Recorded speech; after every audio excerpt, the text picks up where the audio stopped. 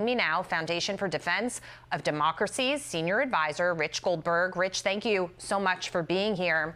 I want to get to what this apparent disagreement is between Netanyahu and Joe Biden's White House. Because Joe Biden stood up after October 7th and he said, we stand with Israel. But nothing he's done with respect to his actions have actually added up to standing with Israel. It's leaving a lot of people very puzzled, scratching their heads. Well, we have two things going on. One is the politics and one is the ideology. On the political side, the president has made a determination that he needs to try to do whatever possible to end Israel's attacks on Hamas, to try to destroy Hamas, because he believes that the encampments inside of his own political party, these Hamas encampments inside of his own administration, are just getting too rough for him. The political seas are too rough. He thinks that if there's a ceasefire in Gaza, he can force, strong-arm Israel into a ceasefire, things will quiet down on the domestic front. He can cruise into his re-election. I think he's wrong on that, but that's his calculus. Then there's the ideology. We've seen for years, this goes back to the Obama administration, you still hear this in the Middle East from people like the Qataris, the sponsors of Hamas, the idea that Hamas is part of the fabric of Palestinian society. You can't destroy an ideology. There's no military solution to Hamas. You're hearing these things said now by the Biden administration. What that means is they want to see a political environment where Hamas is brought into the fold.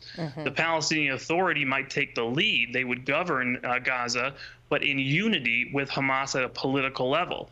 And what basically Prime Minister Netanyahu is saying is there's no hope for Gaza in the future if Hamas is still around. And oh, by the way, we can do all the planning we want, and they have been doing a lot of planning. No one is stepping forward to lead in Gaza unless they know Hamas is gone. Otherwise, they believe they're going to get shot. Right. And they probably would if Hamas was still around. Yeah, it's a little confusing to me why the two leaders can't get on the same page of what the objective should be. You get rid of the terrorist organization, and then you worry about what the landscape looks like. But when it comes to Joe Biden, he's attacking them. He's saying they're committing war crimes in Gaza. We're not going to give them weapons. Now, all of a sudden, there's backlash to that. So now we are going to give them weapons. October 7th was more than 6 months ago. There was no aid given to Israel immediately in a true and earnest way because this president was playing politics with Ukraine's money. They wanted the package to all be together so he could get what he wanted over there in order to help Israel. I mean, it's really a mess with respect to his foreign policy in the Middle East. Well, the president has tried to govern this conflict purely in his own political interests. After October 7th, he saw political interests in supporting Israel. He did surge assistance into Israel, that is true.